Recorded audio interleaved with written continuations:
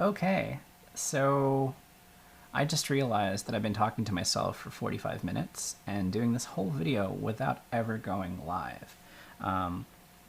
One of the things that I just figured out is that you need to be able to push the live button in your browser before you go live, and then it'll actually have a live counter. I've been talking to myself, and oh my gosh, can't believe I did that entire video without going live.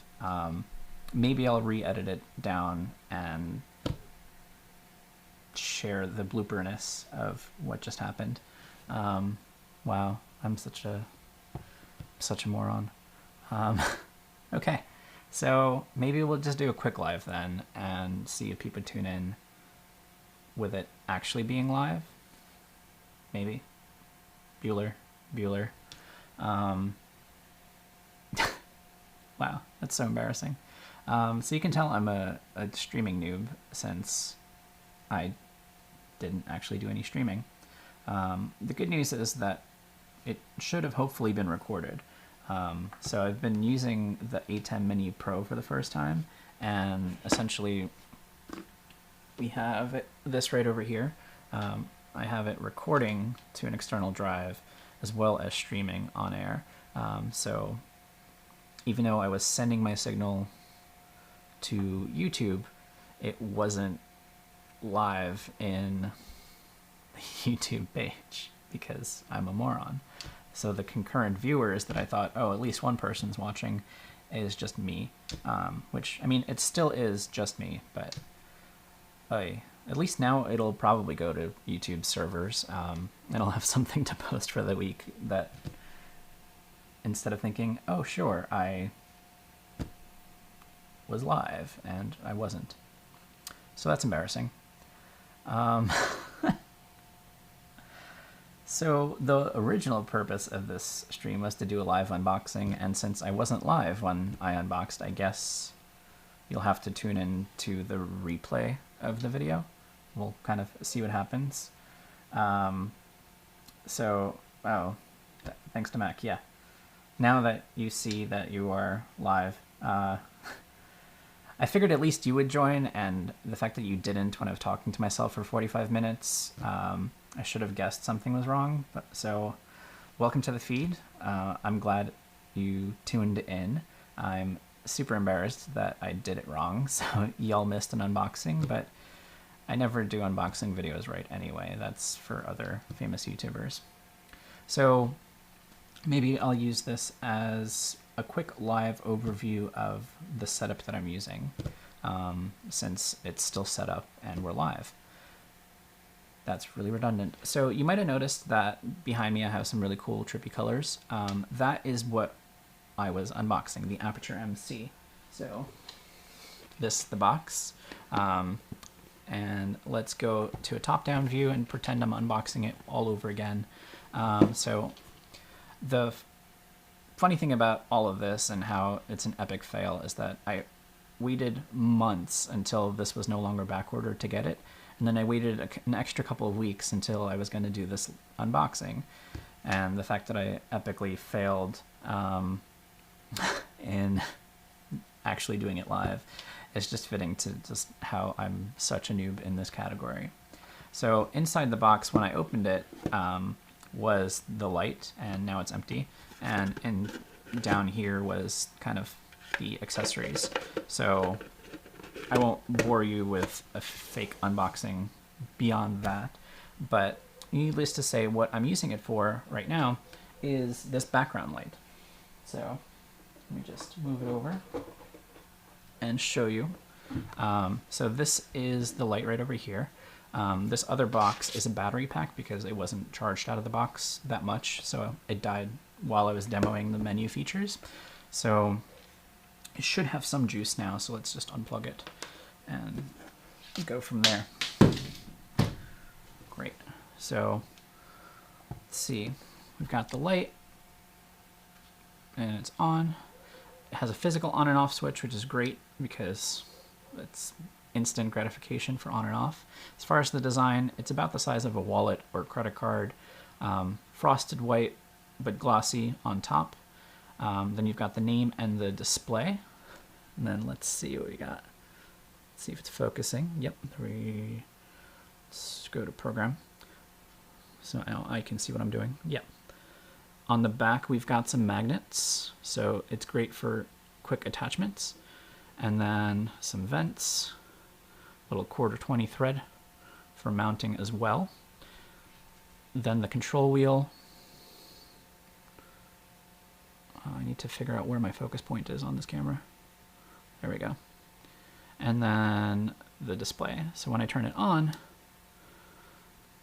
we just have the different settings right at the top. Right now it's in the effects mode. If I press and hold, that's kind of like going back in the menu. So I can switch from effects to Bluetooth. Can you see it? Bluetooth to color, temperature, and then hue, saturation, intensity.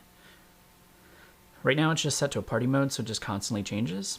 And I'm actually controlling it over Bluetooth using the Sidus Link app. So the other reason for having this ATEM set up is, let me reconnect here, is that I can show you what's on my screen with this button, hopefully. Yes, no, maybe?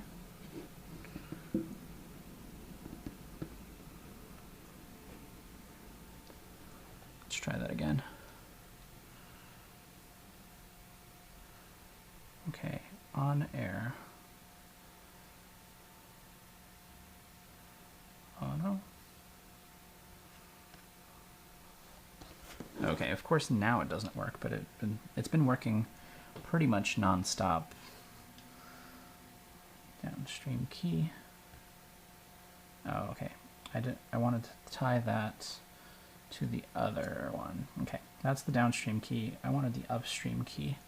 So this is me talking with the light in front of me. Whoop-de-doo. Let's switch to the DVE again, and let's check out why this is not connecting.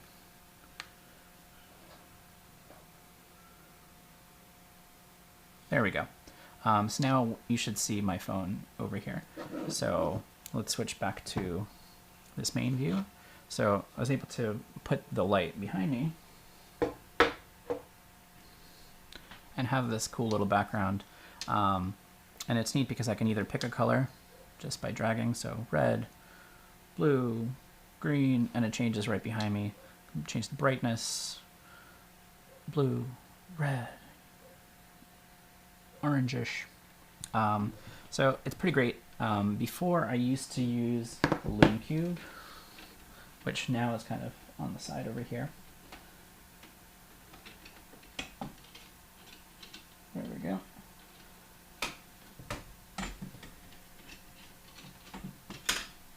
So before I was using this guy. So this is a Loom Cube. I had a bunch of these. The Bluetooth wasn't super reliable for me, and when you turn these on and keep it on for a long time, they get really, really, really hot. So while this is a daylight light, and I could have done something similar, if I wanted to change the color of this, I would have to put a gel on it. Because they got so freaking hot, the tape would melt, the gels would melt, so this wasn't a really great solution for having a color background. Then also if I wanted to change up the color, so like I like red, but if I wanted blue to match my shirt, like it would have been such a pain to change gels. So going from Loom Cube to the Aputure MC is a great small solution. I'm still going to keep these around because they're super small and these are waterproof, so they'll have other uses. But for now, let's pop you off.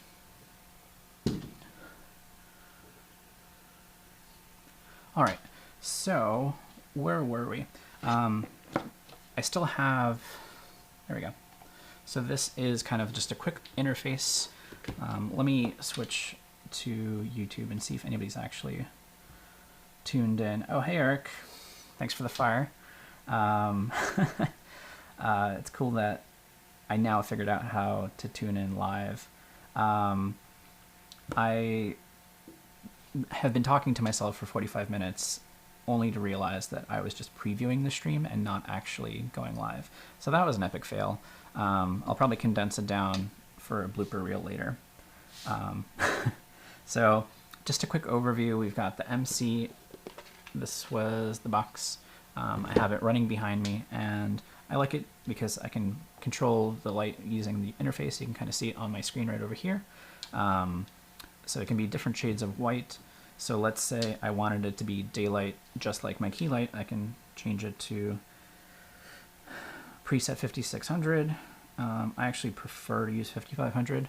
I think that's what my camera is set to, 5500. So gray, neutral, totally simple, and it matches my key light, which is great. My key light is the Aputure 300X, so I have it paired on here as well. And if I wanted to make it brighter, well, it's really bright. I can do that right in the app, and it's nice to have the system paired together. And if I wanted to add some color to it, I can switch out of white and go back to color and go and pick a color. Thanks for the love, Eric. I will see you tomorrow. So it's pretty neat. Just to kind of give you another overview of what I'm working on, I realized that my YouTube stream has a little logo down here automatically, but this logo in front of my computer is part of the Aputure, or the ATEM Mini Pro. So let's pop this off and get back to talking about the ATEM Mini. Because the whole point of me live streaming is not to pretend I'm some sort of big YouTuber. It's to be able to test a multi-stream, multi-device workflow and to kind of show people what I'm working on. So, oh, I got a question from Eric. How many MC can you pair at once? I don't know the actual specs, but I'm guessing it's a lot. They sell a production kit, which is essentially 12 of these in a suitcase that wirelessly charges them, and it's pretty sick. So to show you, let's use the ATEM Mini one more time to show you what my screen looks like. So the MC from Aputure, and it's pretty cool. Great color accuracy if you care about that stuff. We talked about the HSI mode, which we did on the screen, and the effects. The effects is currently what I have going on behind me, or I had going on when it was changing colors. So the neat thing about this is the production thing that I was telling you about. So this is a 12-pack that wirelessly charges, and it's kind of ridiculous that they even thought of this as a product. But it is a really cool system that Aputure developed called Citus. It creates a mesh network of Bluetooth. So the great thing is the more Aputure lights you have, the better the network gets. So it's truly an ecosystem kind of set up. So as far as groups, I haven't played with groups yet, but it looks like there are groups and scenes in the app as well. So like if I turn my phone on again and go back to fixtures, you see there's different scenes and there's different groups. So you can create different scenes for like quick change, I believe. But in this case, this is the first scene I have. I see that my 300X is connected to AC power, and my MC, which has a really weird name, I should probably rename it, has 5 minutes of battery life left because it's just here and I haven't fully charged it since I got it. I was running it off of a USB-C battery pack, so let's actually reconnect you over here so we can charge and hang out at the same time.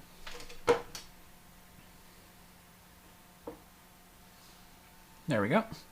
And then, so in theory, the Bluetooth capabilities is pretty great. I can just tap in here, and let's go back to effects, and I like party light, start that up, and we'll just whack up the saturation and maybe slow down the frequency so we don't change colors too much, especially since now we are actually live and I'm rambling to 4 people. Wow, this is so exciting. I can't tell you how awkward it was to realize that after filming an entire unboxing sequence and showing behind the scenes, only to realize that none of it was live. So I keep having these epic fail moments about going live, but that's how it works. So yeah, I do not know if that's what they used in Pulp Fiction, Eric. Wouldn't surprise me that they were inspired by it, but I do think it's a cool device because it solves a problem that I had where I don't have to worry about multiple gels and overheating with the Lume cubes that I had, and it is paired perfectly well with my key light. Speaking of my key light, I kind of went for this dark and moody look so you can kind of see the colors, and instead of using the built-in reflector of the 300X, I put up a ProPhoto softbox on it. I got a speed ring so that I can mount ProPhoto softboxes to Bowen's mounts. So I actually have, let me show you. This is kind of a fun bonus feature of connecting my phone to the ATEM so that I can have a handheld camera. So my setup is this 2x3 RFI ProPhoto attached to the 300X. So, and it's got the grid so it doesn't spill too much light on the background. So yeah, the point of this stream was to kind of have something out there on YouTube, do an unboxing, which clearly didn't work because the unboxing portion wasn't live, and then also test to see how this whole ATEM mini system works. So I've got my talking headshot, I have my computer over here so I can monitor the chat, and oh, I missed your request to go ultra wider. It's kind of, there is a lag. So yeah, and then overhead, once again, I've got the stream recording simultaneously to an SSD, just an old T3 that I have. I can monitor the stream and chat over here. I'm controlling the box itself over Ethernet, and it's streaming directly from the box because this is the ATEM Mini Pro. And the other cool thing about it is that I have a multi-view option, so I can see all of my streams on a monitor that I have, which is just out of frame. Let's see, if I pull it in like this and go a little bit wider, oh, you can kind of see that.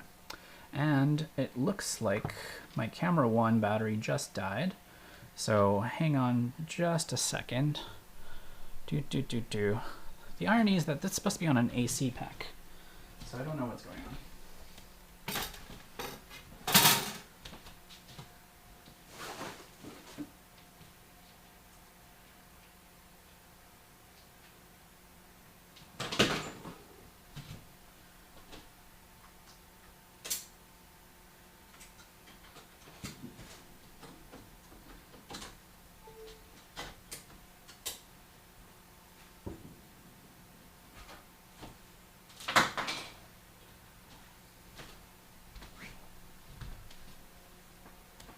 All right, so hopefully we're still connected.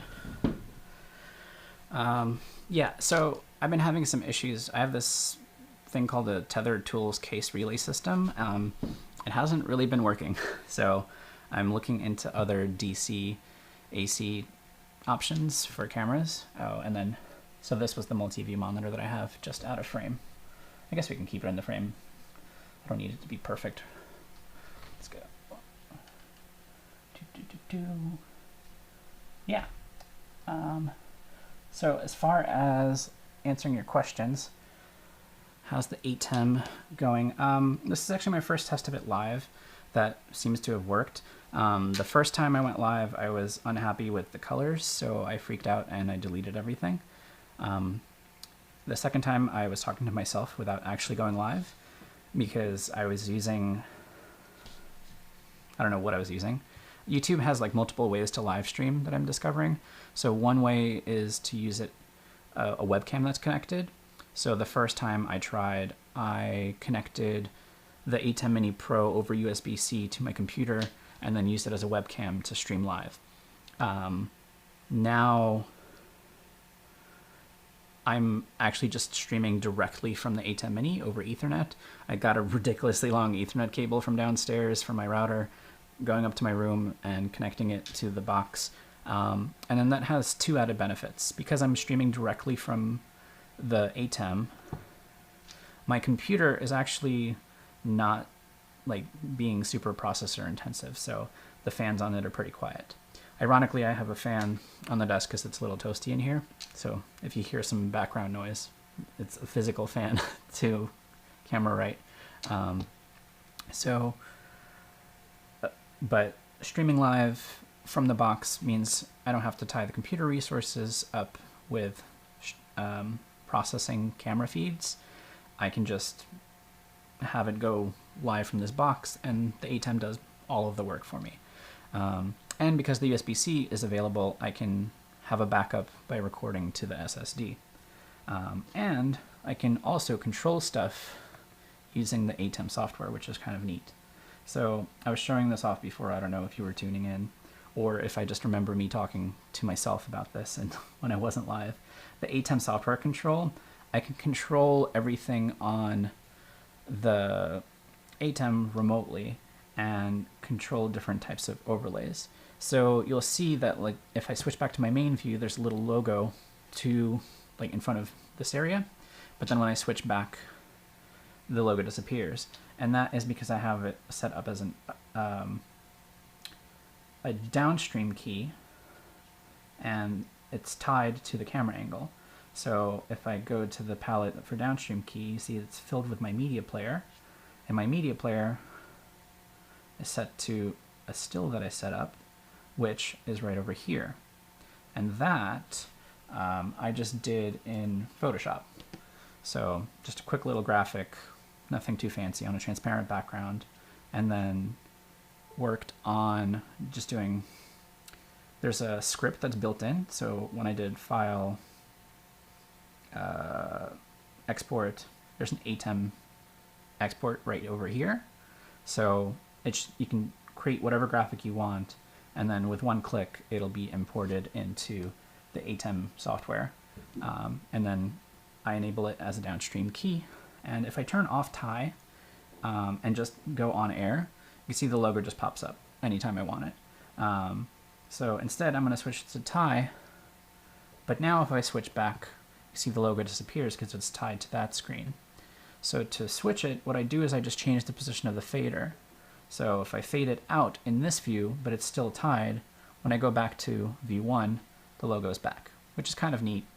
We're all about branding. We're all about being on point. And that is pretty sweet. So yeah, let's see. How much latency are you getting with your stream? Just a message from Brian. Let's see.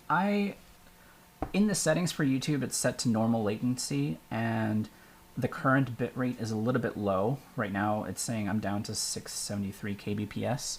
But at the same time, on the ATEM multi-view, it said I'm currently streaming at like 5 megabits per second. The software setup is 6 megabits for high quality streaming. If I go any higher, it expects to use different hardware. I also sent in a request to Fios to upgrade my internet speed, but I have to have like a hardware upgrade for my network terminal. So I'm kind of capped at my current speed.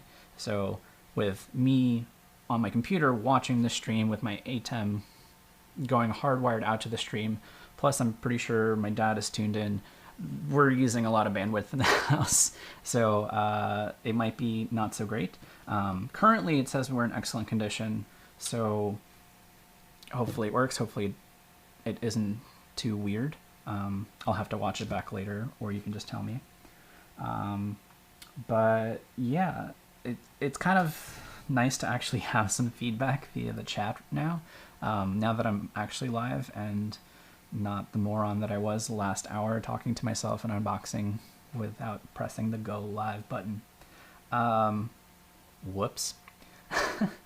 So yeah, kind of the quick conversation setup for an ATEM that I came up with, once again, was the camera pointing at me is a Canon EOS R, And because I wanted kind of more of a tight, like, field of view because of my the width of my background, I just have a 2470 on there, wide open at 2.8, and it's not all the way at 70. I think it's like at 65, just to give me enough depth of field, but also so you don't see that much background. I'm about 3 feet away from the wall, so you don't see the wrinkles of the paper. Overhead, I have a Fuji X-T2, and the microphone's actually connected to it, so hopefully there isn't any terrible lag. And that's camera 2 with this HDMI cable. Camera 3 is my screen, which is seeing all of your lovely comments, which is mostly Eric. Love you, Eric. And then camera 4 is, right now it's black, but that's because it is my phone. So if I wake up my phone, let's see, you'll see that's just my phone screen. I don't usually, I'm not going to use this as the full screen, because what I did was I set up, where is this? Okay, so I set up an upstream key for my phone so that anytime I look at my phone, it's as if it's on the screen, which is kind of, I think it's a neat effect. The ATEM is also capable of green screens, but I don't have one of those set up right now. I don't have like a green sheet. I don't know if using a green RGB as my background would turn it into a green screen. I could experiment with that, but there's no need for me to constantly be in the picture. I'm not like a Twitch streamer where I need to be in the corner. Worst case scenario, I can set it up so I'm picture in picture. But I would have to pick and choose. Would I do picture in picture with my phone, or would I do a picture in picture with me? So it's kind of interesting. Kind of going back to the software, you can see what I'm talking about. So the palettes that I have, the downstream key is the graphics of the media player, and then the upstream key is was my phone. So because I have it currently, I don't know if this will make sense, I have it tied to this on button. So when I hit on, you can see my phone. So you see there's almost no delay. So if I swipe on my phone, what you see on my phone is what you see on the picture in picture. But then if I were to press one of these buttons, it'll actually break this, and I don't want to do that, because in the software I calibrated which source I wanted, which position I want. But there's different types of streams. There's Luma, which kind of, if I had a light background, it can kind of knock it out. Chroma, which is your classical green screen. Pattern, which is kind of like a funky picture in picture. So if I want to be a lovely picture in picture, source camera 1, which is my face, if I turn it on, which I believe is this button, ta-da! That's me, picture in picture with a ghost of the UI of the ATEM control software, which is kind of ridiculous, but kind of great. I can control the size of the spread, or the softness. So if I want to just be a circle, be like, hey, I'm a circle on a software. If I want to move myself over, I can. But it's kind of like a mask, so I'd have to like move with it.